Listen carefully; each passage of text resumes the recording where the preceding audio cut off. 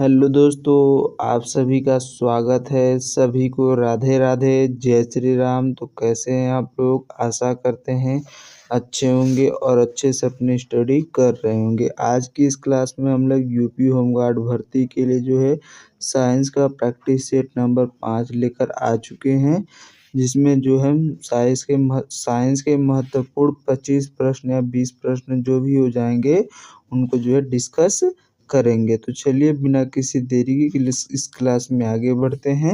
इस क्लास में हम लोग जो है महत्वपूर्ण 20 प्रश्नों को या 25 प्रश्नों को डिस्कस करेंगे और उनसे संबंधित पॉइंट को भी जानेंगे। तो आपसे रिक्वेस्ट है कि क्लास में अंत तक जरूर बने रहिएगा। तो आज का हमारा पहला प्रश्न है कि निम्नलिखित में से कौन एक अदिश राशि है?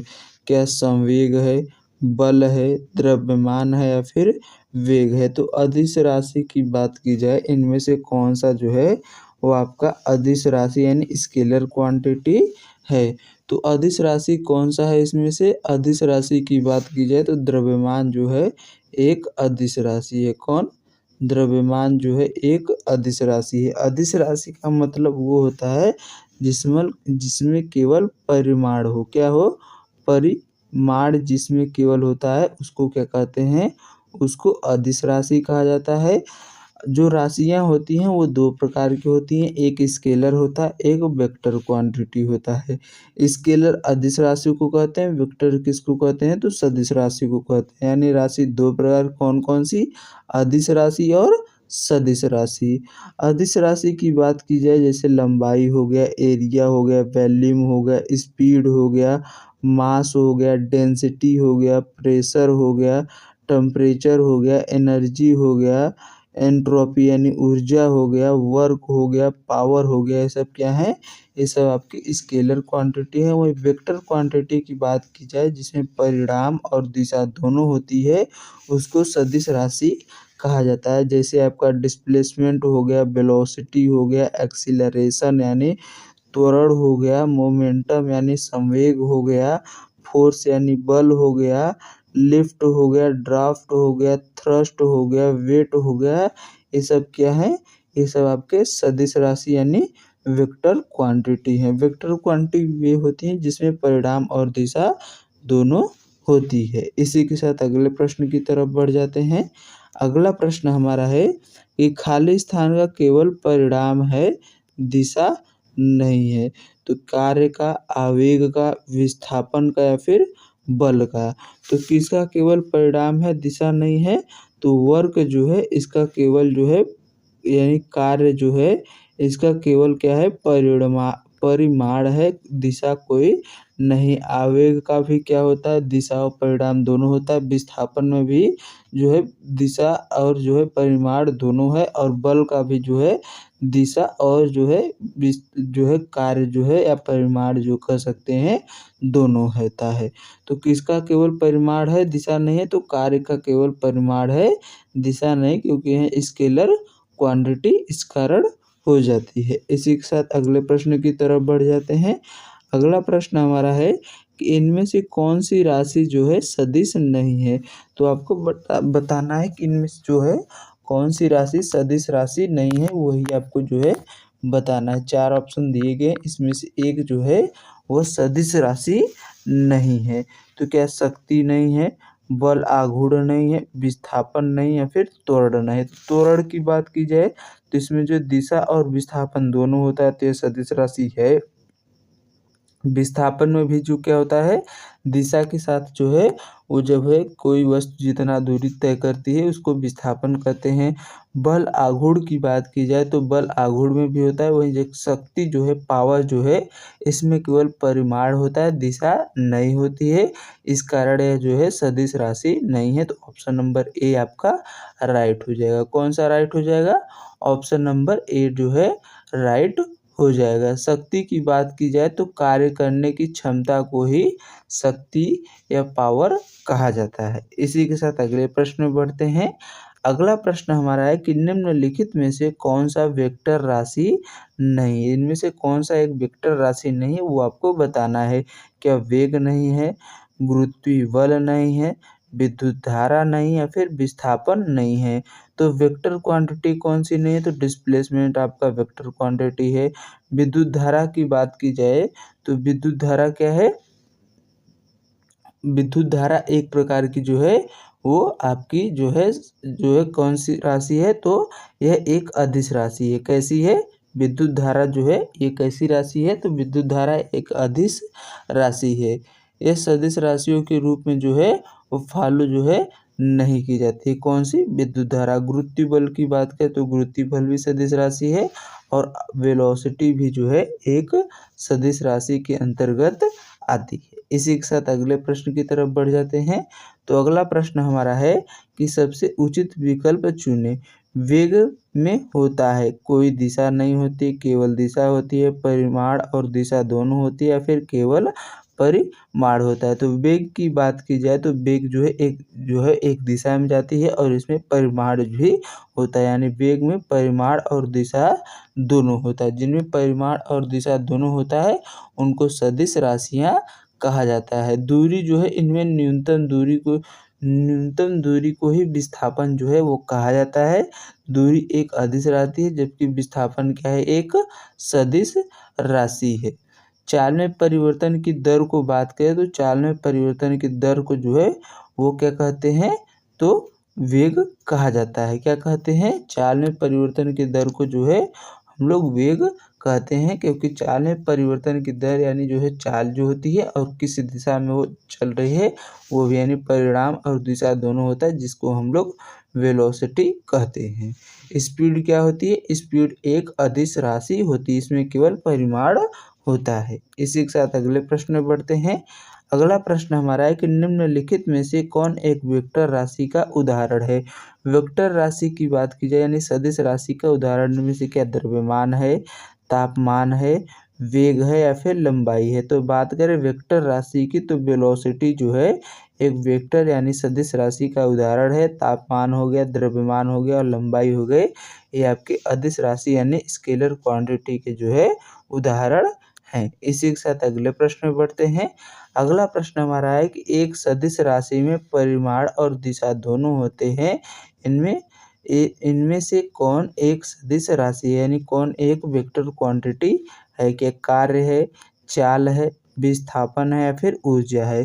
तो बात करें विस्थापन एंड डिस्प्लेसमेंट की, या न्यूनतम जो है दूरी जो होती है दो बिंदुओं के बीच की न्यूनतम दूरी, यानी दो बिंदु है जैसे यहाँ पर यहाँ गए यहाँ तक पहुँचे, तो इन दो बिंदुओं के बीच की न्यूनतम दूरी को विस्थापन कहा जाता है। इसमें जो है दिशा और परिमाण दोनों होता है, इसलिए क्या है यह स्केलर यानी सदिश राशि है। कार्य, चाल और ऊर्जा जो है एक अदिश राशि के रूप है। इसी के साथ अगले प्रश्न में बढ़ते हैं। अगला प्रश्न हमारा है कि निम्नलिखित में से कौन एक वेक्टर मात्रा है। तो वेक्टर क्वांटिटी की बात की जाए यानी सदिश राशि के समय है, तापमान है, दूरी है या फिर वेग है। तो वेग जो है हो जाएगा आपका क्या हो जाएगा, वेक्टर क्वांटिटी हो जाएगा। वेग का मतलब जो है एक निश्चित समय अंतराल के दौरान जो है चाल में परिवर्तन को ही वेग कहा जाता है। क्या कहा जाता है, वेग कहते हैं। इसी के साथ अगले प्रश्न की तरफ बढ़ जाते हैं।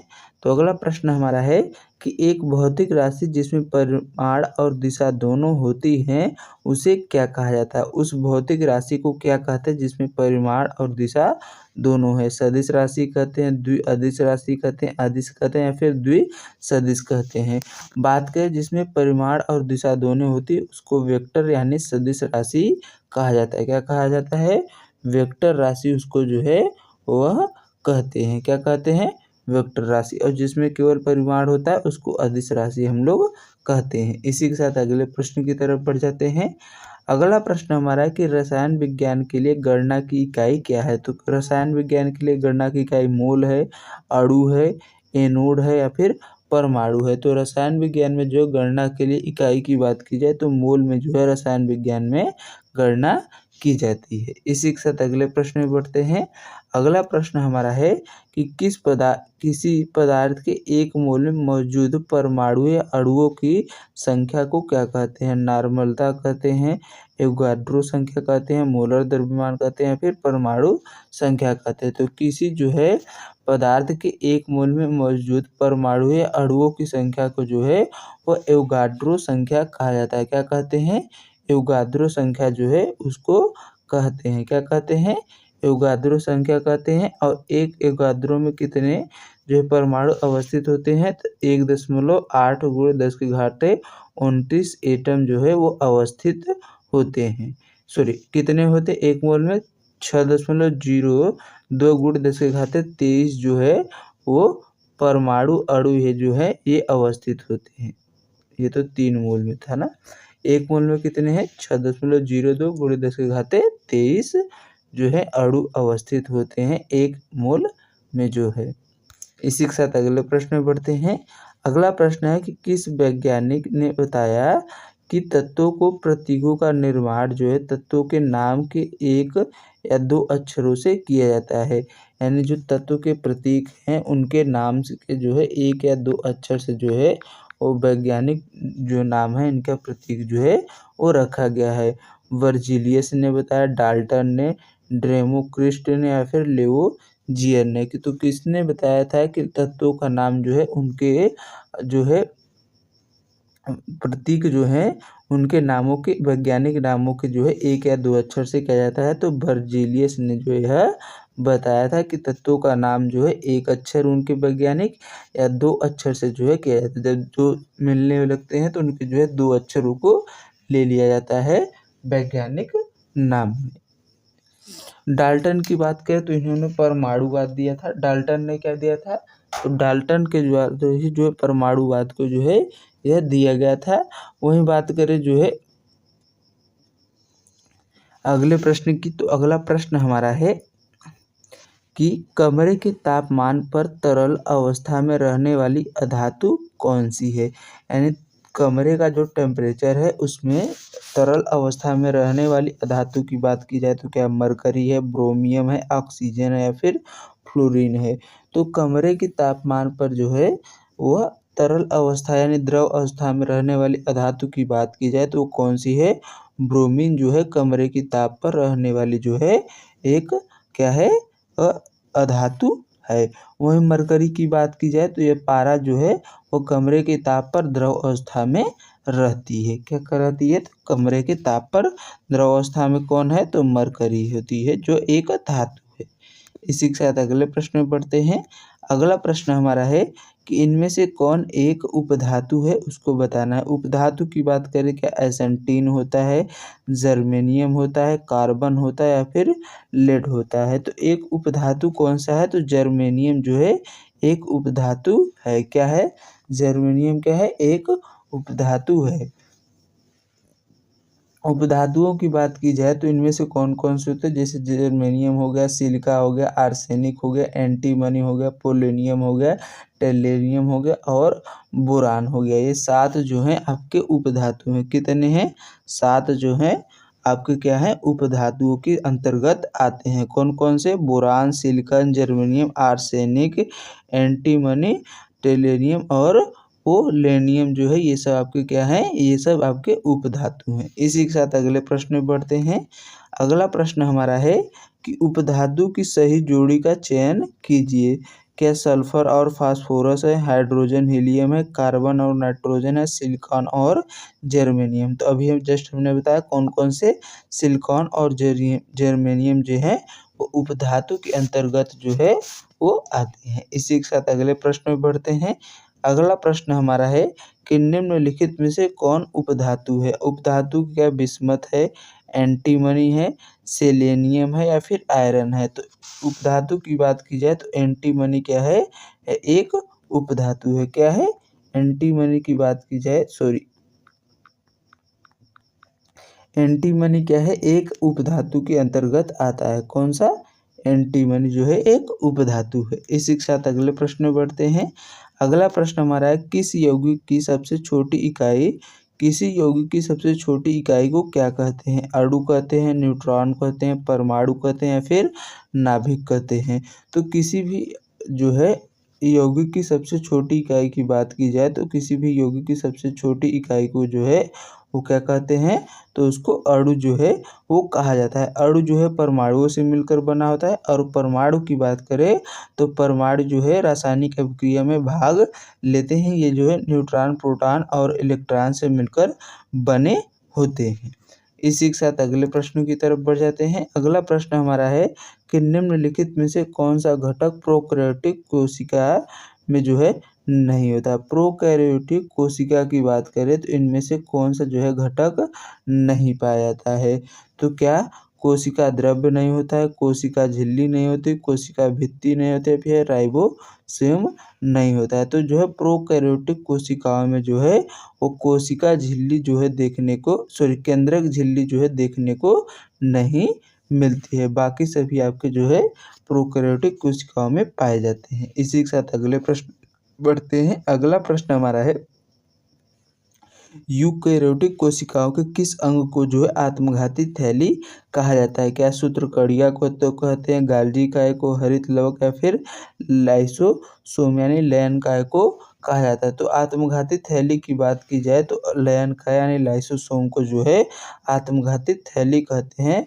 सूत्रकड़िका यानी माइटोकॉन्ड्रिया को जो है कोशिका का पावर हाउस जो है वो कहा जाता है। हरित लवक में जब बात करें तो हरित लवक में क्लोरोप्लास्ट होता है जिसमें जो है प्रकाश संश्लेषण की क्रिया जो है होती है। इसी के साथ अगले प्रश्न में बढ़ते हैं। अगला प्रश्न हमारा है कि रॉबर्ट हुक ने कोशिका की खोज किस प्रकार से की थी? पेड़ के पत्तों पर निरीक्षण करके किया था, प्याज के छल्ले से की थी, रक्त के निरीक्षण से किया था या फिर कार का निरीक्षण करते हुए किया था? तो रॉबर्ट हुक के द्वारा जो है वो कोशिका की खोज जो है वो कार का टुकड़े का निरीक्षण करते हुए जो है 1665 ईस्वी में किया गया था। कब किया गया था? 1665 ईस्वी में जो है रॉबर्ट हुक ने किया था। यह मृत कोशिका की खोज की थी। जीवित कोशिका की खोज की बात करें तो ल्यूवेनहॉक के द्वारा 1667 ईस्वी में किया गया था। इसी के साथ अगले प्रश्न में बढ़ते हैं। अगला प्रश्न हमारा कोशिका की खोज किसने की थी? थियोडोर स्वान ने, रॉबर्ट हुक ने, मेडिसियान स्वीडन ने, स्लेडेन ने या फिर रुडोल्फ विचारों ने? बात करें कोशिका की खोज की तो रॉबर्ट हुक के द्वारा 1665 ईस्वी में जो है कोशिका की खोज की गई थी। इसी के साथ अगले प्रश्न में बढ़ते हैं। अगला प्रश्न हमारा केंद्रक और कोशिका झिल्ली के बीच के पदार्थ को क्या कहा जाता है? केंद्रक और कोशिका झिल्ली के बीच के पदार्थ को केंद्रिका कहते हैं, कोशिका द्रव्य कहते हैं, जीव द्रव्य कहते हैं या फिर फुफ्फुसी कहते हैं? तो जो है केंद्रक और कोशिका झिल्ली के बीच के पदार्थ को जो है कोशिका द्रव्य कहा जाता है। क्या कहा जाता है? कोशिका द्रव्य जो है केंद्रक और कोशिका झिल्ली के जो मध्य का है इसको जो है कोशिका द्रव्य जो है हम लोग कहते हैं। इसी के साथ अगले प्रश्न की तरफ बढ़ जाते हैं। अगला प्रश्न हमारा है कि खाली स्थान को कोशिका के पावर हाउस के रूप में जाना जाता है। कोशिका का पावर हाउस कोशिका द्रव्य को, सूत्रकड़िका यानी माइटोकॉन्ड्रिया, केंद्रक को या फिर अंतःप्रद्रवी जालिका को कहा जाता है। तो कोशिका का पावर हाउस जो है माइटोकॉन्ड्रिया यानी सूत्रकड़िका को हम लोग कहते हैं। किसको कहते हैं? माइटोकॉन्ड्रिया यानी सूत्रकड़िका का जो है कोशिका का पावर हाउस कहा जाता है। इसी के साथ अगले प्रश्न में बढ़ते हैं। अगला प्रश्न हमारा है कि कौन सा कोशिकांग अपशिष्ट निपटान प्रणाली के रूप में जो है कार्य करता है? गोल्जी का है, सूत्रकड़िका, लयन का या फिर रसदानी? तो अपशिष्ट पदार्थों के निपटान के रूप में कौन सा कार्य करता है? तो लाइसोसोम यानी जो है लयन काय को जो है कार्य क्या है, इसे आत्मघाती थैली भी कहा जाता है। यह अपशिष्ट पदार्थों को खत्म करने के रूप भी जो है करने का कार्य करता है। इसी के साथ अगले प्रश्न पे बढ़ते हैं। तो अगला प्रश्न हमारा है कि शेड का पूर्ण रूप क्या है जो वसा में अणुओं का निर्माण करता है? तो इस प्रश्न का जवाब आप लोग हमें कमेंट बॉक्स में होमवर्क के तौर पर देंगे। तो शेड का फुल फॉर्म क्या? सिंपल एंडोप्लाज्मिक रेटिकुलम होता है या फिर स्पेसिक एंडोप्लाज्मिक रेटिकुलम है या फिर स्मूथ एंडोप्लाज्मिक रेटिकुलम होगा या फिर सिमिलर एंडोप्लाज्मिक रेटिकुलम होता है। तो इस प्रश्न का जवाब आप लोग कमेंट बॉक्स में होमवर्क के तौर पर बताएंगे। आज के लिए बस इतना ही था।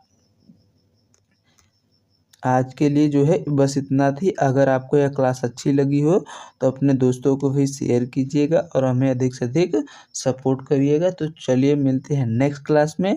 आप अपना ध्यान रखिएगा। आज के लिए बस इतना ही।